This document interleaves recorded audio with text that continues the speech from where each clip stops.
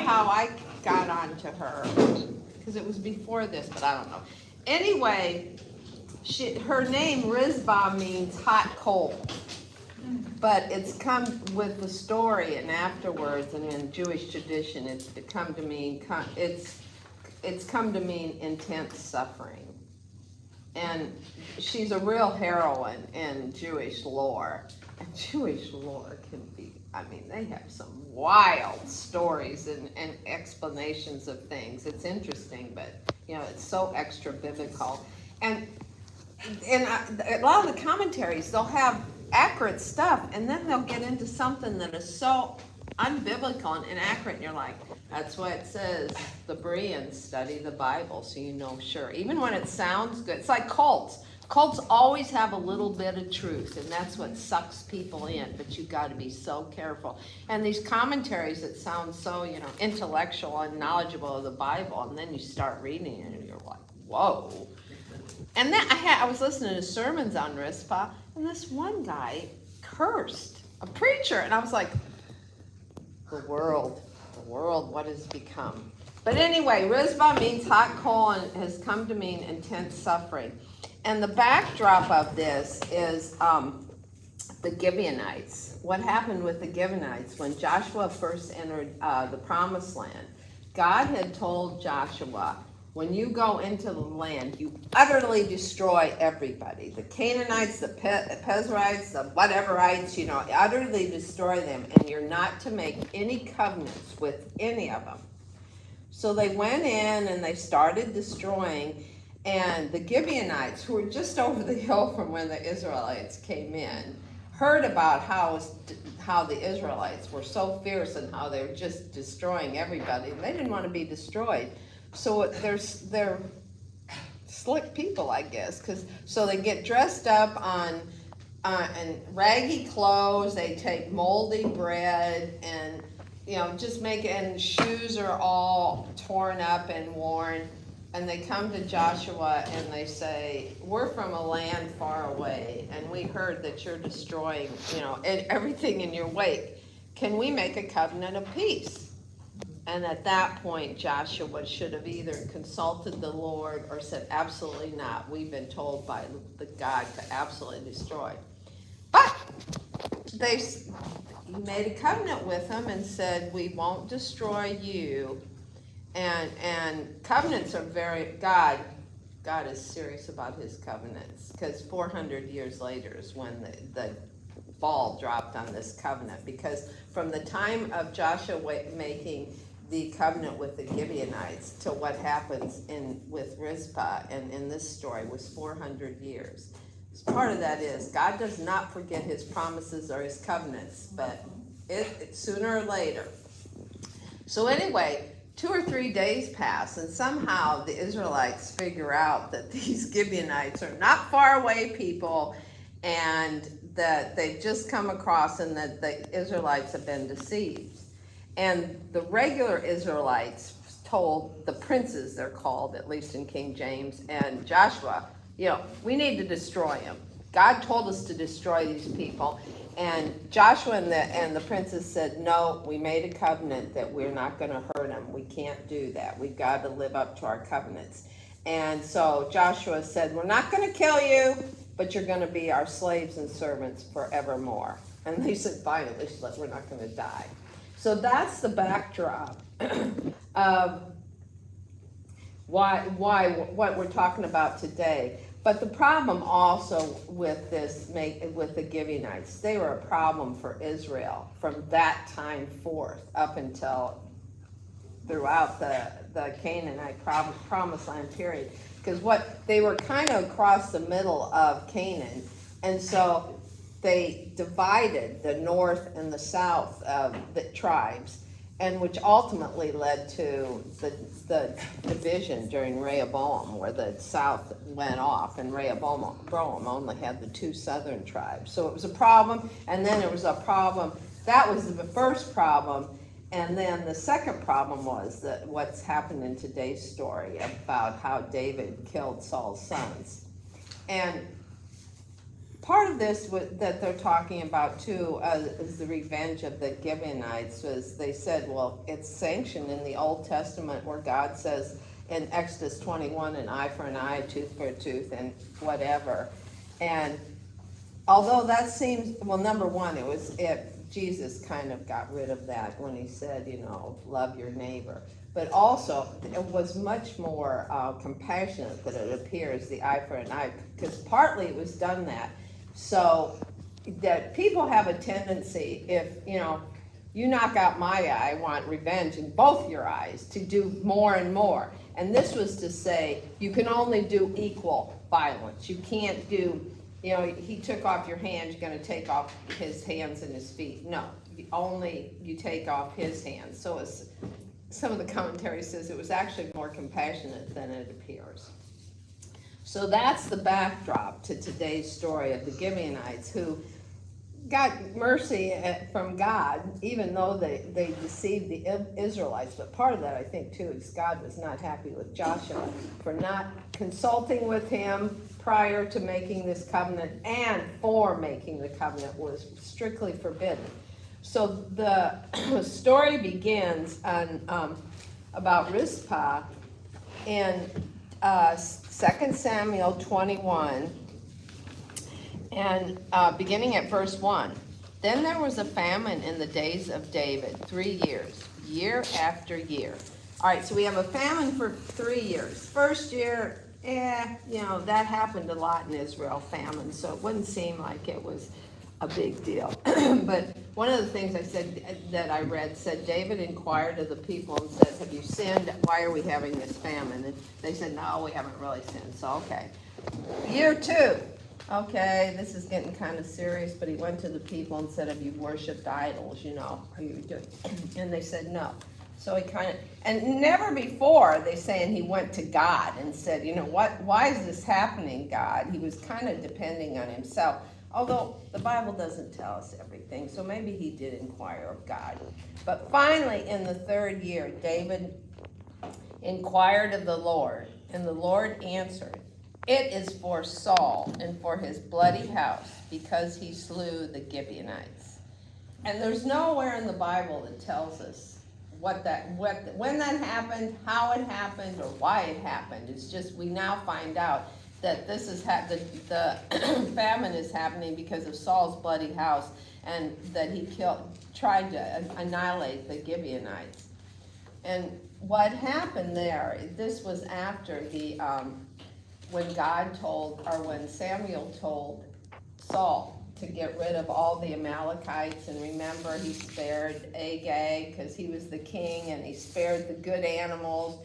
They went in and they killed most of the animals and the people, but he spared King Agag, and he spared the best animals and gold and stuff. And Samuel came to him and said to Saul, why'd you do this? God told you to annihilate everything. And he tried to make excuses. Well, my people didn't want to get rid of, number one, the good animals we wanted to sacrifice for God, and he's the king, and he promised he'd come with us, and my people told me, no, we should keep the gold, and so we can enhance our kingdom. Samuel wasn't buying it. He said, God told you to do this, and Samuel killed Agag and had the animals and everything slaughtered. And he told Saul at that point, a better man than you is going to go on the throne. And Saul was like, totally upset. And when Samuel was walking away, he pulled on Samuel's robe, and part of the robe came off in Saul's hand. And Samuel said, that's symbolic of the kingdom. The kingdom's going to be torn from you, and another is going to take over. And some of the people that I read or heard said that partially they think maybe that trying to annihilate the Gibeonites was to try and appease Samuel about what had happened with the Amalekites. Well, I didn't do that right, so I'll now. And so he picks the people that there's a covenant that you can't hurt. And so that's what happened. He tried and he did get rid of a whole lot of the Gibeonites. There wasn't a lot of them left. But that's all. You don't know that anything about this until we get into this chapter. So David inquires of the Lord. The Lord says, the reason you're having famine now is because what Saul did to the Gibeonites. So David calls, and the king called the Gibeonites and said unto them, now the Gibeonites were not of the children of Israel, but of the remnant of the Amorites. And the children of Israel had sworn unto them, and Saul sought to slay them in his zeal for the children of Israel and Judah. So it says he wasn't doing it just because he wanted to kill, because he felt like killing, but he was doing it for the zeal and trying to do what God had told him at the beginning. But even though your motives might be correct, what you're doing doesn't necessarily mean correct, and that's what God's saying. Not, and this is why he chose 400 years later to do that. Only God can tell us. Because this, like I said, it was 400 years ago, before this, that the covenant had been made with the Gibeonites, and I'm sure that there was stuff, but God chooses when he's going to do what he's going to do, and so you better be careful not to go against him. Just because he's not going to do something today to you, or to whatever, to the nation, because this was a national thing. The whole nation of Israel was suffering with this famine because of what Saul had done. So, and it was interesting too, the Jewish commentaries more than that said that David only did this because he wanted to secure the throne and get rid of all Saul's descendants. There was some really anti-David commentaries, and he just used the thing of inquiring of God as an excuse so he could get rid of Saul's ancestry and be secure on the throne.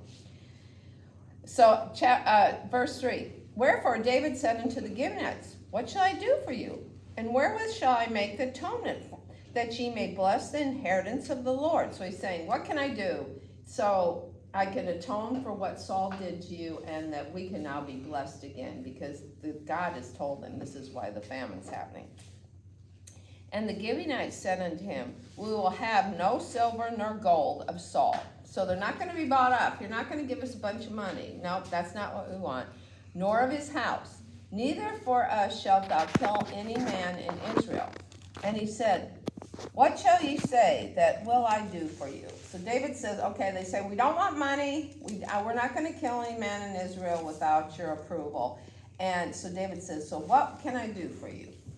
And they answered the king, as for the man who consumed us, Saul, and who devised against us that we should be destroyed from remaining in any of the borders of Israel. So that's Saul. We need to have avenged Saul, what Saul did to us. Let 7 of his sons be delivered unto us, and we will hang them up unto the Lord in Gibeah and Saul, whom the Lord did choose. And the king said, I will give them.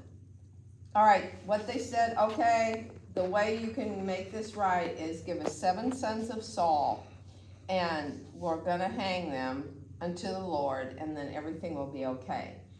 And it doesn't say how the 7 were chosen, because Saul had more than 7 sons. But one thing I read said David had them walk in front of the ark, the sons walk in front of the ark of the covenant. And those that stopped in front of the ark got chosen to be hung. The ones that moved on were not. Who knows? Who knows? But the king spared Mephibosheth. I'm saying this wrong. I'm having trouble with it. The son of Jonathan, the son of Saul, because of the Lord's oath that was between them. Remember, David said to Jonathan, I'll take care. Mephibosheth was the youngest son of Jonathan. And what happened, that when they were fleeing, his nurse was carrying him. They say he was 5 years old, so I don't know why she was carrying him, but she's carrying him. And he fell. And he must have fallen on something hard or something, because he hurt his feet and he became lame.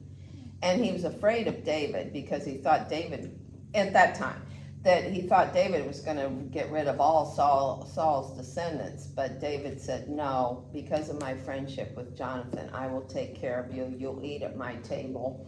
And he gave him the land that Jonathan and Saul had. He gave him servants. So David took care of him. And made an oath, another covenant, which was not, God didn't say you couldn't do that. He told Jonathan by oath that he was going to take care of Mephibosheth.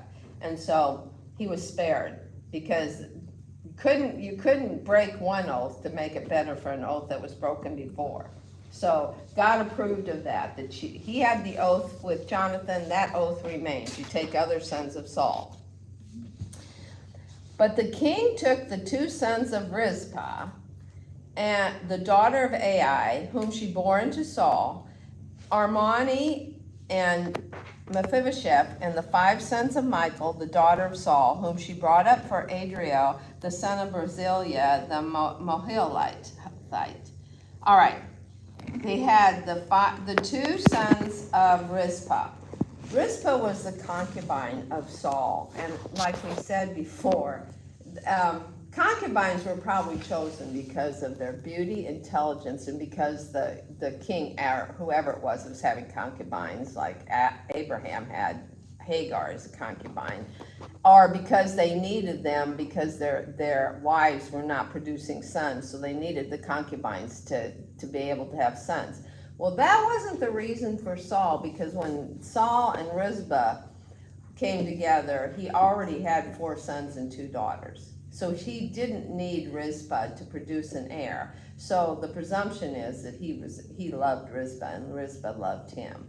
So, and concubines were considered wives, but they had much less rights. Women in that time didn't have much rights at all, wives or not, but they had even less. And their sons were on a lesser level than the sons of the actual wives. Like Rizpah's 2 sons would be below the 4 sons of Saul's from his actual wife. But if they were gone, and 3 of them when Saul got killed in Mount Gilboa, 3 of the older sons were gone. So her 2 sons were moving up in line. So anyway, so the 2 sons of Rizpah, the daughter of Ai, and the 5 sons of Michal, the daughter of Saul. Why does that seem odd? The 5 sons of Michal, the daughter of Saul.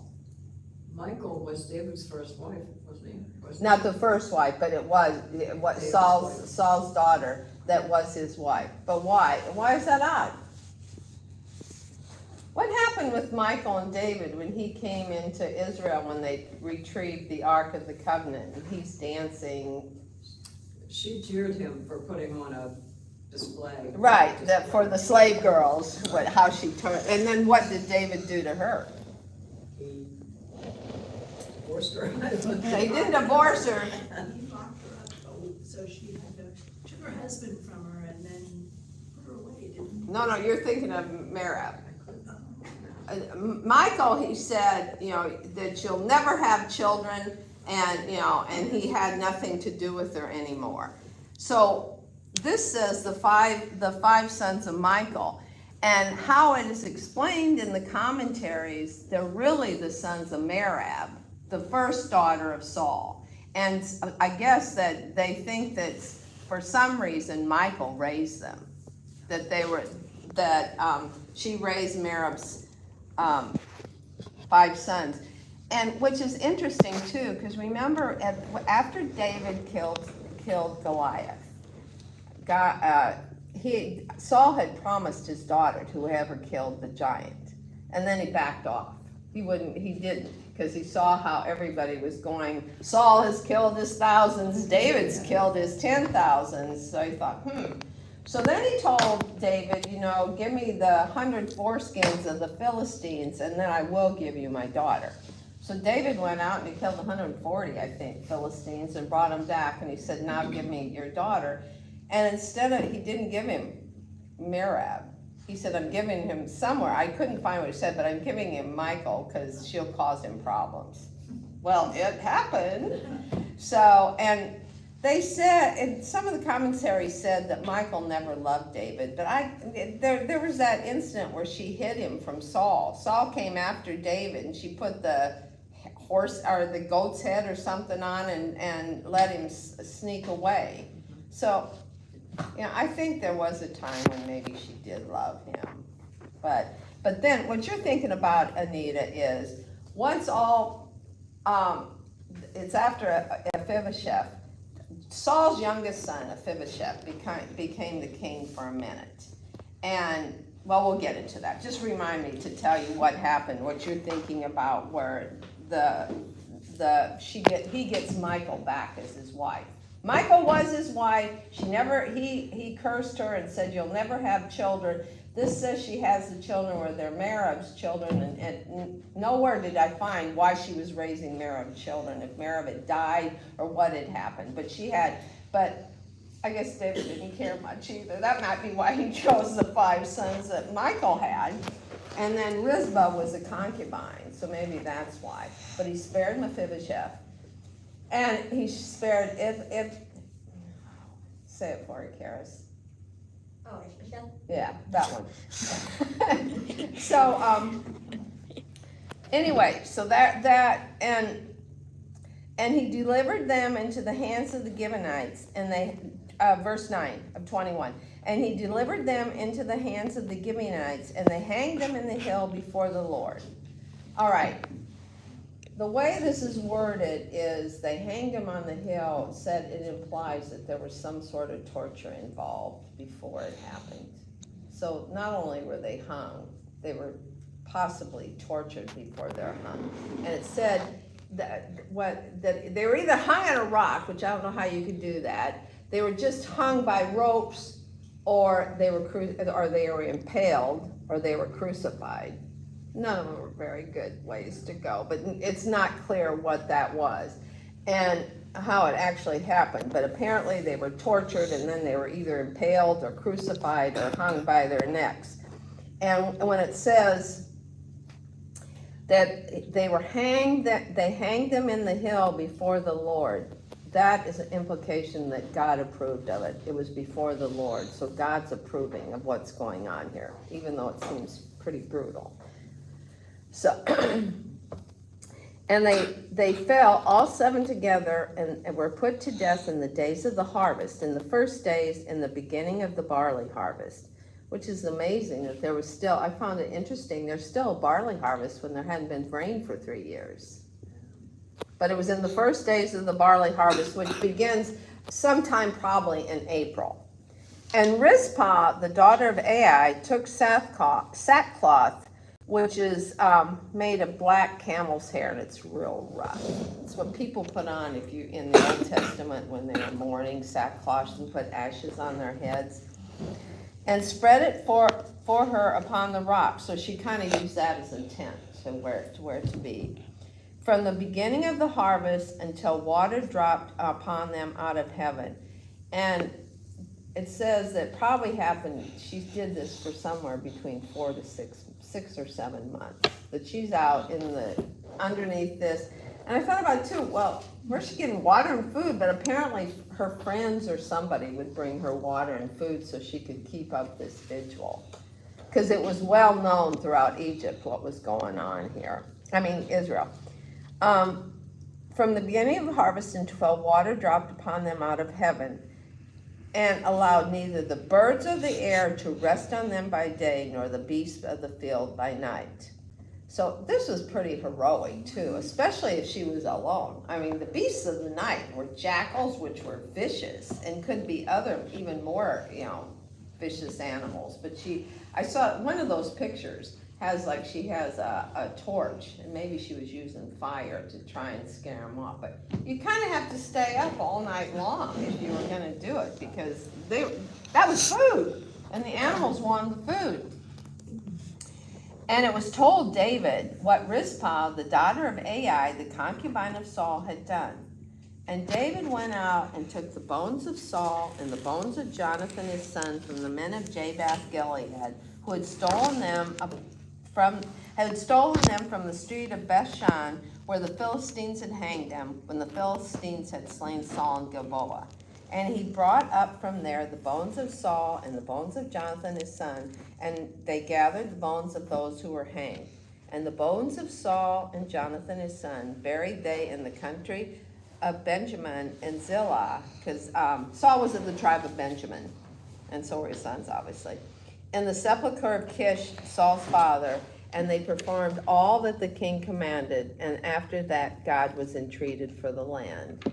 So after David heard about what Rizpah was doing, and he was moved. And I find it odd too that David hadn't done that for Saul and Jonathan prior to this. Why he hadn't given them their bones a decent burial. But then he gets the bones of Saul and Jonathan and the bones of these 7 of his sons or grandsons and buries them in, it's the way south, where he finally buried them in the sepulcher of Kish, Saul's father. So the backdrop too of ground of what happened to Saul. Saul's fighting the Philistines for a change instead of sending David out. But anyway, Saul's fighting the Philistines on Mount Gilboa. And it's a fierce, fierce battle, and the Israelites are losing. And Saul gets hit. And he tells his person that's carrying his armor and everything to kill him. And he was afraid, and he said, no, I'm not killing the king. So Saul said, you got to kill me because I'm not going to be abused by these, uncircumcised men. But he wouldn't do it, so Saul killed himself, fell on his own sword, and then his armor bearer, he killed himself too because he didn't want to see that. And one of the things said that Saul saw each of his sons die before his eyes. It was Jonathan, Abimadad, and Melchizedek or something. And saw that, then he dies, and the next day the Philistines are wandering around the field with all these dead bodies, and they find Saul. So they take Saul and Saul's son, they strip Saul of all of them of their armor, take him back to their town, they cut off their heads, and they put Saul's armor in as a sacrifice to their god Ashtaroth, and they put the heads of them in the temple of Dagon to show, as a sacrifice to their gods. And then they hang their bodies up on the walls of the city so they can just stink and rot to show, we beat these people and where's their God? So the men of Jabesh Gilead that were Saul's men, they can't stand the fact that they're being so dishonored, so they travel all night to where the bodies are. They steal the bodies, they can't get the heads because the heads are in the temple, and bring them back, and they cremate them, and then they cremate the bodies and they bury the bones in Jabesh. And that's where they were when this was going on. And some of the things said that they thought that Rizpah was under the opinion, who knows what Rizpah thought, but that was what was going to happen, that once they hung these sons of Saul, that they were going to burn them and then bury the bones. But that's not what happened. The Gibeonites were real pagans, and they wanted to see them picked apart by the birds and the animals. But for her, that's what would have happened. So she's seen as the total sacrifice of a mother to go out and to protect her sons and her sons' bodies very much, and also the fact David could have gotten upset about what she was doing. You never know in those times how people are going to react, and could have and she couldn't take him down, and she could have gotten people to help her, which I'm sure she could have, but she was not allowed to take him down and actually bury him, because that was what the Gibeonites want him hung up there until they were gone, and it was only because of what she did that David softened his heart and let them be buried in Kish. So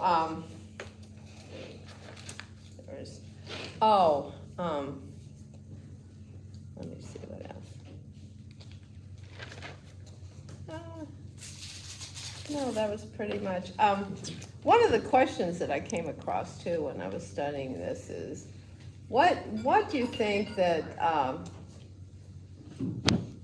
is being portrayed about God in all this story?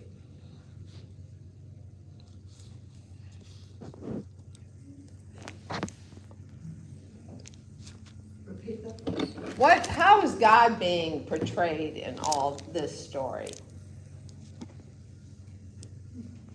Fair. Just, Because they also said, one of the things I read said Rizpah was not angry at God. She said, you know, what God does is right. Because she's a descendant of Esau. So she was a person of the covenant. She was an Israelite. And she said, you know, even though in her grief, she said, God does what God does. You know, I'm just going to do what I can do. But she wasn't angry with God. She just wanted her sons to be protected. And, there was another, I know, I forgot the story previously. The other time she's mentioned, Rizpah's mentioned twice in the Bible. The story we just went through in 2 Samuel 21, 1-14. She's also in 2 Samuel 3. So back to 2 Samuel 3. Yes, there we go. Verse 1. Now there was a long war between the house of Saul and the house of David. But David grew stronger and stronger, and the house of Saul grew weaker and weaker. And at this time, the head of David's military is Joab, who turns out to be violent and vicious, and he's David's nephew. And he's at the beginning, and he's the one that killed Absalom against David's command. So, and he's the one that told, after he came back and told David that Absalom was dead, and David's mourning, oh, my son, Absalom. Joab told him, you know, buck up, you know, you're acting like your soldiers did nothing for you, and for your son that traitored against you. So, I also find there was an interesting thing when I was walking. You know, he left the 10 concubines to watch the palace when he took off. David ran because of Absalom taking over. So he left the 10 concubines there to watch the palace, and those are the ones that Absalom went up on the roof and slept with in front of all of Israel to show his disdain and humiliate his father. And when David came back, after Absalom was killed, and after my son Absalom, and Joab told him, buck up, baby, you're going to lose your whole army, and so he did. And he took all the concubines, the 10 concubines, and put them in a place, and they were kept in this place for the rest of their lives and never got to interact with anybody else or anything. I mean, it wasn't their fault what Absalom had done. They had no say in what was going on, but it just shows you how women were treated in that time. So anyway, so back to the house of David is getting stronger and the house of Saul is getting weaker. Saul's army is, his army commander is Abner, who is his cousin. There was a lot of inner whatever going on. Abner is Saul's cousin. He's the head of Saul's army. Joab is David's nephew, and he's the head of David's army. So, and it came to pass while there was war, and that was verse 3:1, now 3:6. And it came to pass while there was war between the house of Saul and the house of David, that Abner made himself strong for the house of Saul. And Saul had a concubine whose name was Rizpah, the daughter of Ai, and Ishbosheth, that's Saul's son, youngest living son at this point, said to Abner, why hast thou gone in unto my father's concubine? Which means that Abner took it's not clear either if this was just what Ishbosheth thought was going on or if it actually did happen, that he slept with Rizpah. And that was common in those days. If you wanted to go to the throne and the former king was dead, you take over his concubines, and that shows that you're going for the throne. Just like in Solomon when Adonijah, the oldest son that made himself king until Nathan stepped up and went to David and Bathsheba and said, Adonijah is calling himself king, and there's celebrations going on down there.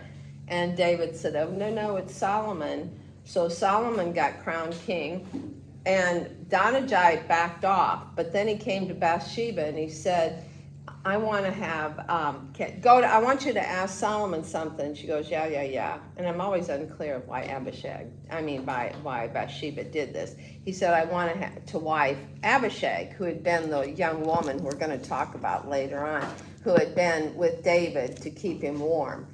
And so Bathsheba said, okay, I'll go to Solomon and ask him. And she went to Solomon and said, Adonijah wants Abishai as his wife. And Solomon goes, basically, are you out of your mind? That's a play for the throne. And okay, I guess he doesn't get her. So he called Adonijah in, and Adonijah apologized, he went to the tabernacle or temple and put his hands on the horns, which is supposed to save you from being killed.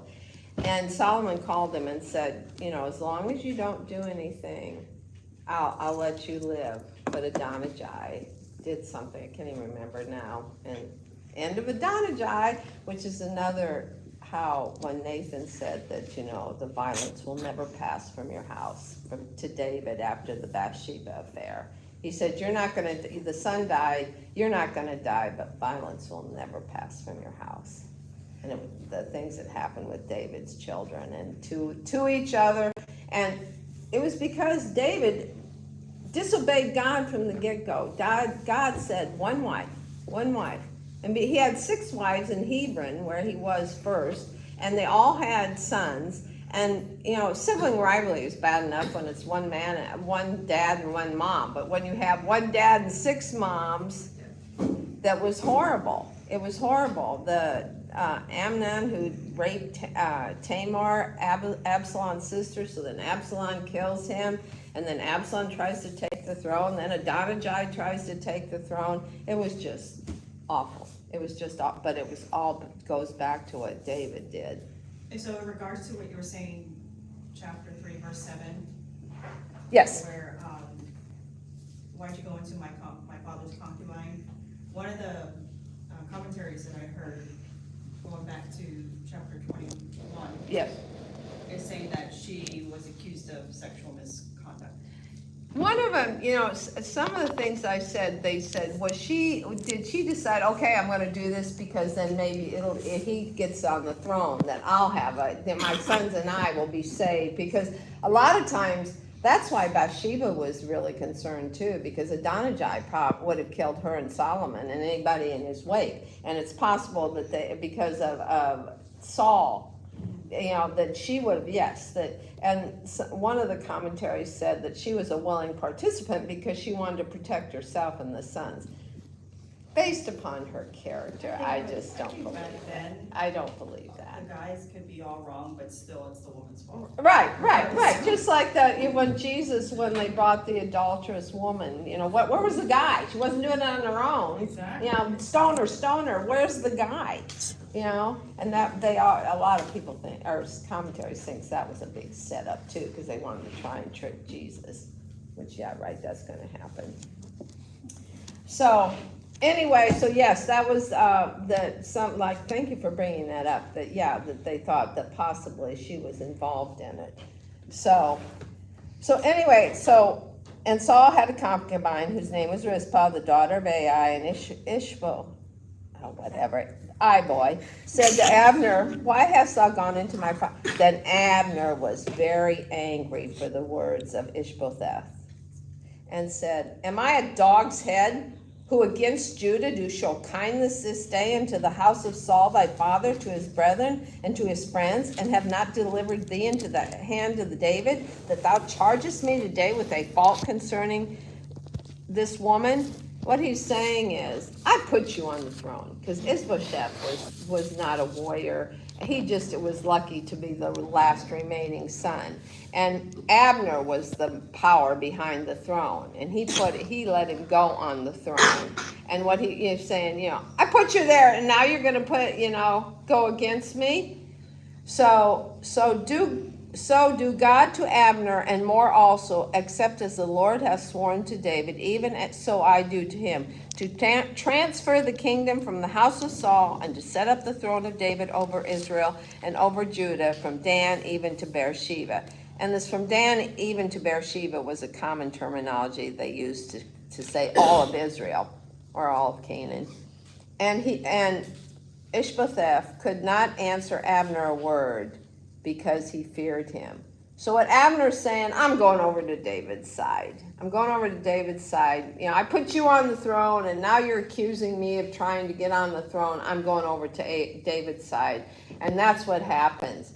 However, and David was happy with that because David liked Abner. It's so he had been friends with Abner when he was, when he and Saul were still together and he was playing the harp for Saul. He had been friends with Abner and he liked Abner. Abner comes to David and he starts, and David makes Abner the head of his military. Joab's out, Abner's in. Well, how do you think Joab feels about that? Mr. Violent Joab. Not good, because Abner had killed his brother.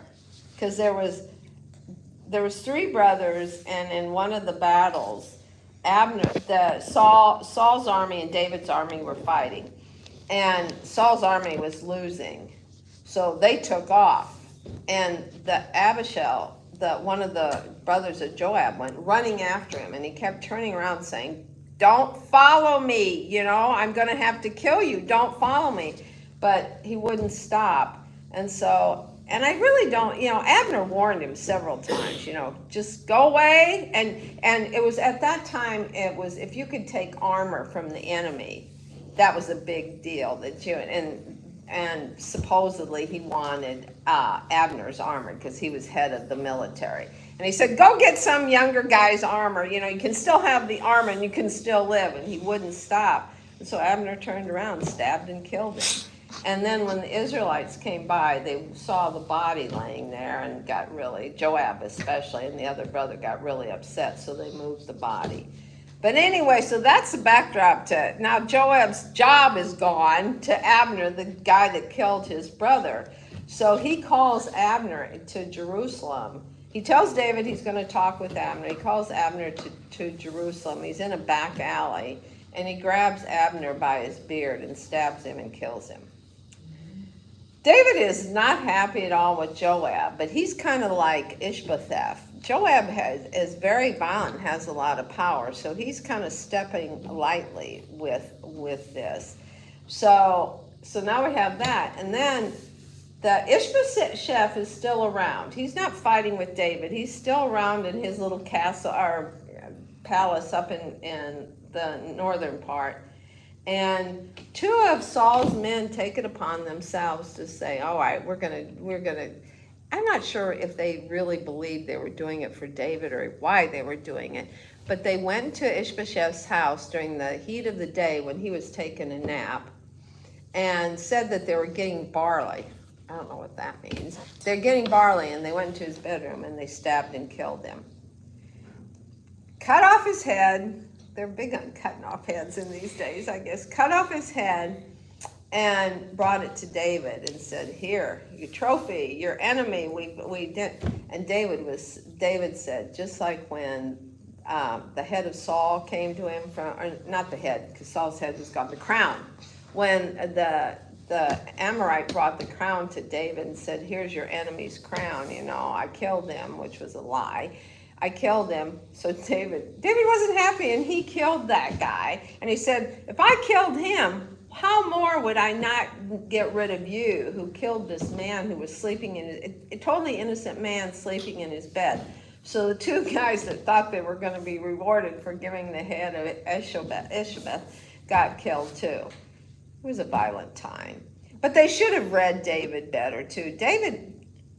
David did like this thing with the sons and stuff because God told him to avenge the house. But in reality, I don't think David was a bloodthirsty, other than the Uriah little thing. That's kind of a bloodthirsty guy.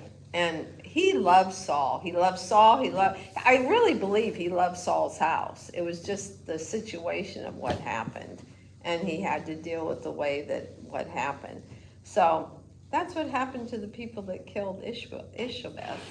So, and okay, when we were talking too about the wife versus the concubine, wives were usually picked, or sometimes picked, a lot of times picked from military alliances. And that's what David supposedly did when he married the 6 women in Hebron. It was trying to get his power together, and they were from different places. Abigail was, Nabal. That was just, I think, because they really liked each other, but I don't know. Anyway, but that was some of the reason that wives were picked, because of how they could help militarily and to secure your land. I've got your daughter as my wife. You're not going to attack me, and I won't attack you because it's your daughter. It's the father of my wife. Well, that's why they're saying the concubines were probably more that were actually revered and loved by the kings or whoever had them. And they gave an example. Who knows who Bathemath and Tabheth is? Tapheth and Basemath. I keep running across all these women. Yeah, Basemath I'd heard, but I think there was 2 of them. These 2 were Solomon's daughters, and he had given them, at like 7 or 8, not given them, but said, you're going to marry these certain guys that were in parts of Israel to secure his power. So both of them went to the northern part of Israel, and they were fine, and they were kind of spies for him to watch what was going on. And then when Rehoboam took over and the northern Israel was split with Judah, nobody knows what happened to them, because they lost their power. Solomon's not in. Rehoboam, their half-brother, who knows, he was not very wise. So they lost their power. But that was why a lot of times why women were picked to marry the kings, and not because they were loved. But, and that's why, there was so much trouble in David's house because of all these wives when he was told, you shouldn't do that. Did God bless or frown upon these men that had so many women? What was the first thing you said? I'm sorry. Did God bless or frown upon? He frowned upon it. Right? He frowned upon it. It was supposed to be one man, one woman. He let it happen.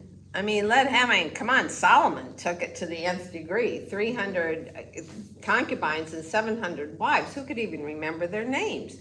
But no, he frowned upon it. But he let it happen. I mean, it was what was happening in the times.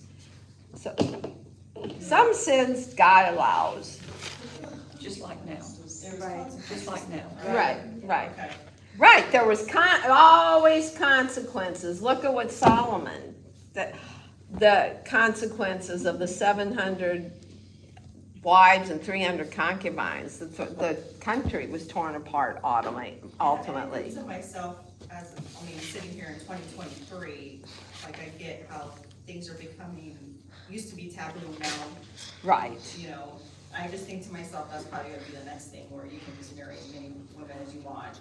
Or kids, marry kids. But doesn't mean that God does not bless that, and there's consequences. There's consequences. Just like other things that are happening that aren't taboo anymore that they're allowing, but there's consequences to that. Right. But that doesn't mean that God's blessing it because it's happening. Right. God didn't like it, but he allowed it, and then the consequences occurred.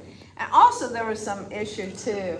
In Deuteronomy 24:16, it says, the sins of the fathers will not be laid upon the children, and the children's sins will not be laid upon the fathers, but you'll die or you'll be punished for your own sins. Why did this happen then? Why did this happen if that's what Deuteronomy says? And we're still in the Old Testament here, Samuel.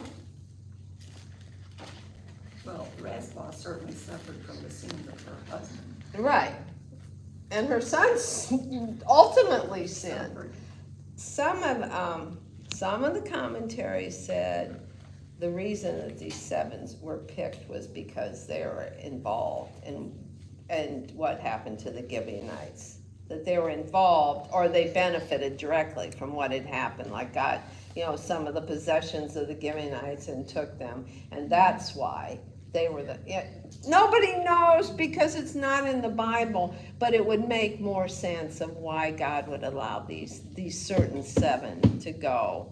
And not because, and like I said, some of the commentaries were so hard on David that this was just a ploy to, secure the throne, get rid of all Saul's. But I find that hard to believe because then he should have killed Mephibosheth. The one that he was in his Saul's grandson, who had the same name as, that was Jonathan's son that Jonathan and David had the pact for, but it's also the same name as one of Rizpah's sons, and supposedly that Rizpah's son was named after Jonathan's son. Is it right to say that he killed the sons of the women that were connected to Saul, and not the sons of the boys that Saul had? Well, okay, it was the grandson. The first 5 were the grandsons. They weren't his sons, and they were Meribs. But it was through the women that David chose, through the line of the sons. Is that right? That's a good interesting. point. Yeah, that's interesting. Yeah, because I think David could have still had an issue with Michael, is how they say it, Jewish, Michael, and also like that Rizpah was the concubine, so it's not as important as the wife. They also, another one, this was an interesting comment too. Another one of the commentaries said that after all this transpired, David married Rizpah. All right, that's not in the Bible. This was, I think, another Jewish commentary, that David married Rizpah, and there was the prohibition to not marry the daughter-in-law, because of Saul's, how did it go? He wasn't supposed to marry her for a whole bunch of reasons. If he actually did, but we never hear in the Bible that's what he did, and that he was already married to one of Saul's daughters, so he couldn't marry a daughter-in-law of Saul. I don't know. There was whatever that was. I'm not thinking straightly on it now. But that's what they said, that after all this, that David married Rizpah, which I find that kind of hard to believe. But if David wanted to, it would happen. No matter what the history was, if David wanted her as a wife, guess what would happen? She would be his wife. But that's not in the Bible. So, you have to, like I said, these commentaries have really interesting stories, side stories, but if it's not in the Bible, you can presume certain things, and still you don't know if they're true, because like the Gibeonite thing that's nowhere but in this part that happened 400 years before the covenant, you can presume things, but if it's not in the Bible, you can't say it's absolutely true. I don't care if Josephus said it, the historian, or 15 rabbis said it, because that's where the marriage of Rizpah to David comes from some rabbinic tradition and talk, But if it's not in the Bible, you can think about it and think it's really interesting, but is it true? Especially stuff that's really weird like this. So Marilyn, Yes. all of this happening to save Israel, right? Yes. This was all, that's why she's so revered in the Jewish tradition, because they say, that her courage saved Israel and saved, kind of saved Saul's line, not really, but saved Saul's line, but saved Israel. Because God was still, you notice the rain didn't come until after the bones were buried and they were given a decent burial. It didn't happen right after they were killed. Oh, so It was, the famine was over. right, the famine wasn't over until the bones were buried, and Saul and Jonathan and the 7 were given a decent burial. But why didn't, I find it so, why didn't David do this before for Saul and Jonathan? Jonathan was his best friend forever, and he loved Saul. Why would you let that continue? It wasn't a decent burial. And the other thing too about the Jewish people have a really hard time with, especially the ones that were so anti-David, that in Jewish tradition, you're supposed to bury by sundown when the person dies. And the Gibeonites did this because that was partly to, spit on the Jews and their traditions and everything else. But and some of them said that it was allowed to happen because they were the ones that had gone against God's covenant. So, and Jesus got crucified, and so it curses him that hangs on the tree. So they weren't Jesus. So, but it's all very interesting how and like I said before, if God makes a covenant, God makes a promise, it's going to happen. Whether it's 400 years, 4,000 years, 4 million years, and it's going to happen. And God's very, very serious about us when we make promises to keep them. That was one of the lessons, that you make a promise, keep it. God wants us failing as sinful human beings to best we can, if we make promises, to keep the promises. And this is an example of how serious he feels about it. So I didn't hear any responses, or what are we supposed to think about God from this story? Oh, he's just. Anita said he's just. And his covenant is serious. Serious covenant. Sometimes And he will realize how judge. serious they are. He will judge. God judges, And Rizpah said it was just. What he did was just because it was God's. Shall all what is the quote? Shall the Lord of the whole world not do justice or something? And sometimes we take this covenant Too lightly. Sometimes Too lightly. we think, oh, he's not going anywhere. God's not going anywhere. He's there. Right. He always has my back. But Well, one of the things I think too that this showed, I don't know how she did it, but she didn't blame God. Right. I just said that. So even after all these horrible things that happened to her, it just shows us, and some of us know, you can survive a horrible loss and yet continue to walk in faith. That's right. That was one of the big things, I think, very important. You can, terrible, terrible things happen, but you can still. I don't know where I found this, but I wrote down here. The Lord commands that when a man makes a vow, this is I found in there, to the Lord, he is obligated to keep it. And that's what David did, kept his vow. I don't think, once he inquired of God, God told him that. He didn't have much of a choice at that point. He had to do what, He had to do it. right. And that's why David was a man after God's own heart. It made everybody sad. Right, It had to be done. Right. It's a vow. right. Which is hard for us in this Yeah. day and world to understand, although when you see the Muslims beheading people and stuff, you see And that I don't know where I found right, it. but God's a just God and judgment will come, and you better keep his commandments, and he will keep his promises. So, And mothers are still fighting for their children. amen, right. You didn't see any of the fathers out there, were they around? Let me see. No, well, they could have been, because there could have been a father involved, because it was Merab's 5. Saul wasn't around for Rizpah's 2, but Merab's, the father of the 5, could have still been around. But we don't know, maybe he did go and try to bring him down and stuff. It's just stuff we don't know. God, have to ask God in heaven, right? We don't know, so. Anything, did everybody get to see those pictures?